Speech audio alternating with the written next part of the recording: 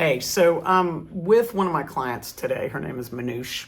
She's, there she is. Hey, baby. There's a pretty face. There she is. Good girl. Manoush is a beautiful big chow chow. I love her. Yeah, she's a good girl. There's a baby. So Manoush is with me doing day camp. Here we go. Let's get me back here. Yeah, your 5 seconds is over. She's with me for day camp. We were working on a few issues, but the most prominent issue for Manoush is reactivity. And that is, without a doubt, the issue that I get the most calls about. That's probably true for most trainers. And in Manoush's case, like the majority of my clients, reactivity is presenting itself in more than one way. Her relationship with the world and her relationship with humans, especially those she doesn't know, is one of uncertainty, lack of experience because of her. She's a rescue. She has a past that was not a well-socialized life experience, right? So when I say reactivity about Manoush, I am talking about leash reactivity when she's out on leash. Her triggers are other dogs and certain humans, taller humans, usually men. I don't mean this in a critical way, but sort of lurking posture will freak her out. People coming in hot, reaching toward her. This may sound really familiar to a lot of you. But the idea is that when she's on leash, she can be walking along, everything's fine. And then if she sees one of her triggers, she quickly escalates into a barking, growling, lunging maniac. Her level of intensity, based on my life experience, is moderate to high. I have had other dogs who are scary, right? They're standing up, they're pulling, they're drooling, they're carrying on. I mean, freaking people out, freaking the owner out, freaking out passersby and such. Manoush is not that. But she's also not a really easy cream puff of a rehab. So she's right in the middle. She's in the sweet spot. Now, Manoush, like many other dogs, when she has this reactivity issue, it doesn't just present on leash. She also has in her home what I and many others would refer to as stranger danger, right? She is not comfortable.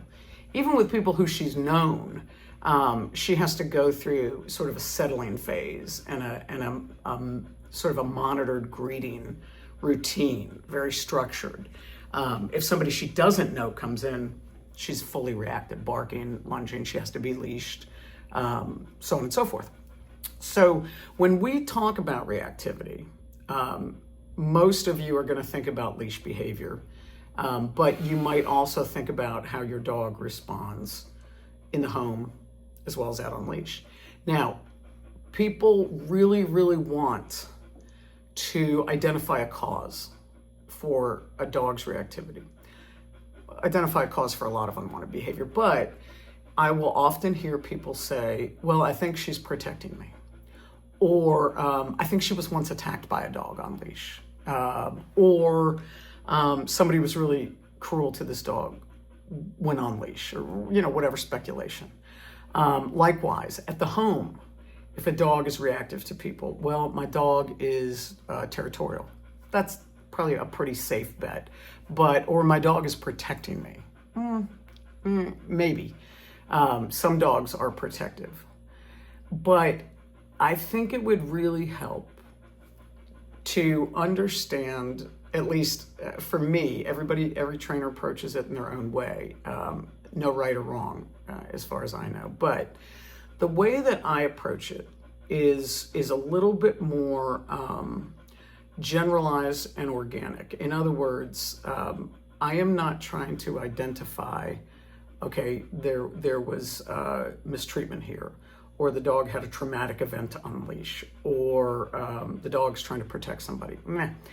What I'm dealing with and what I focus on is, in every case of reactivity, be it at the home or on leash, the fundamental problem the foundation of the problem is overexcitement. Whether it is a fear-based overexcitement or just a playful, there are reactive dogs who are reacting because they want to go and play with a dog. So you have a wide continuum of what causes that overexcitement. The actual cause of the overexcitement is not going to be that helpful. That information is not going to be that helpful. Because if it was a past experience, I can't erase that experience, right? If there was trauma, I can't go back and do talk therapy, right, with the dog like we would with a human. So what I want to do is focus on when a dog's brain starts going into hyperdrive excitement. They cannot hear you. They cannot perceive what you're saying. You can do leash corrections. All it is just another physical stimulant for them. So once that brain spirals out of control, you have lost the ability to give that dog leadership, direction, reassurance, right? Likewise, once that brain's out of control, you can try to correct and subdue and, if you use words like dominance and alpha and whatever, I don't. But you can try to alpha that dog all day long. That dog is not going to ever learn that calm is better, right? So what I focus on is we first must help this dog's brain dial down. So how do we do that? We don't start doing it in the heat of the moment. We don't start walking dogs past our dog and try to calm them down.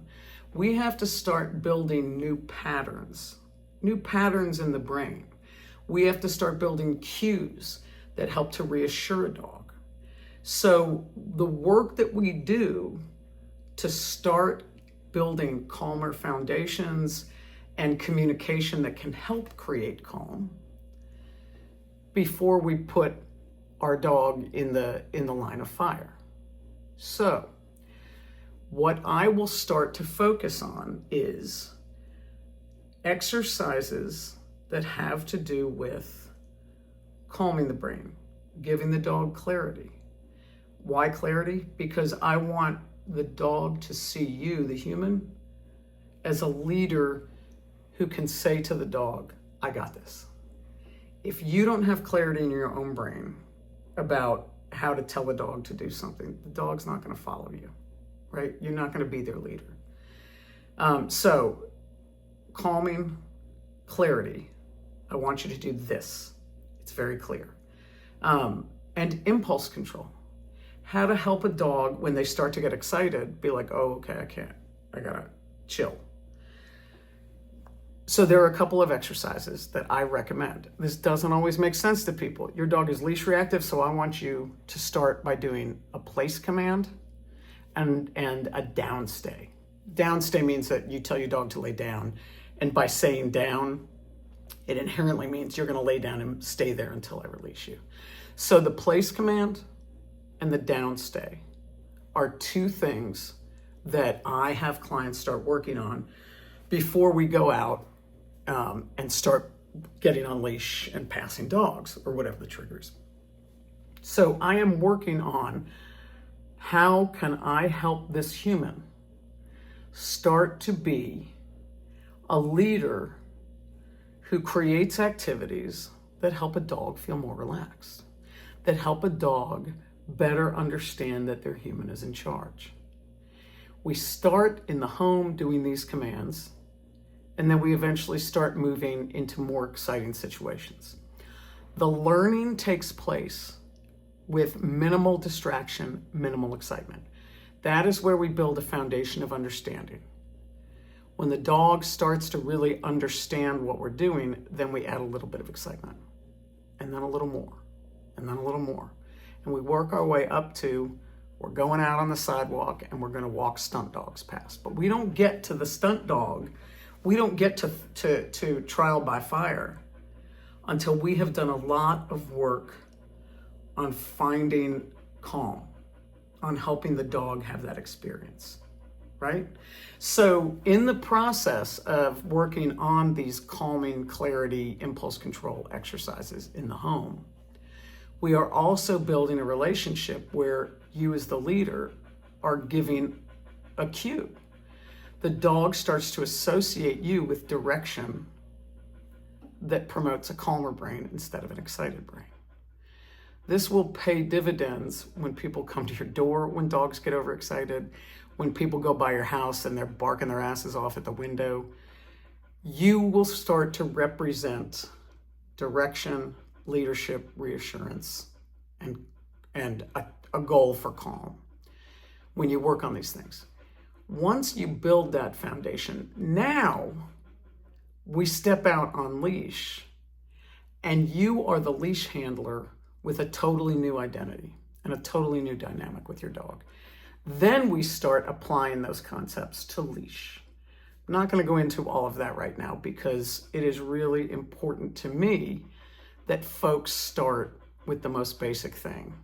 How can I, as the handler and the leader, help my dog achieve calm? So we have to start in the more simple, less crazy situations. Start at ground level and then work our way up to leash. So if you are out there struggling with a leash reactive dog or a dog who has stranger danger issues in the home or both, whatever it is, first things first, that does not mean your dog is aggressive. In all likelihood, it means your dog is overexcited and doesn't know what to do. So they need direction. You don't know how to give them direction yet. That comes once you learn to be their leader, but you must first learn to be their leader.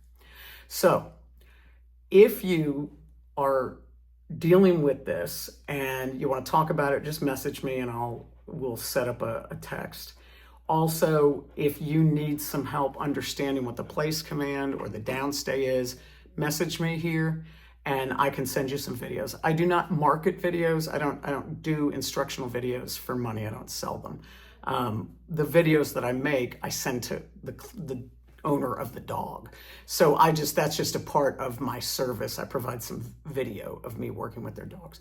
So it's not formal and it's not, a videography to be admired. It's just really, here's me working with the dog, telling you what to do. So, but I'm happy to share those. So starting at the beginning and being talked through it. And remember that when we have unwanted behavior, especially when it's on leash, but also when it's in the home, it is not just about the dog. It is about the dog, the human, and the dynamic between them.